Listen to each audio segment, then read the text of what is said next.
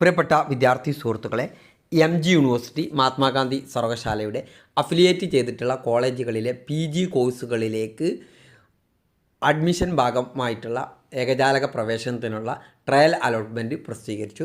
അപേക്ഷ സമർപ്പിച്ചവർക്ക് ജൂൺ 20 വരെ നൽകിയിട്ടുള്ള ഓപ്ഷനുകൾ കൂട്ടിച്ചേർക്കാൻ, പുതുതായിട്ട് ഓപ്ഷൻ കൂട്ടിച്ചേർക്കാൻ കഴിയും.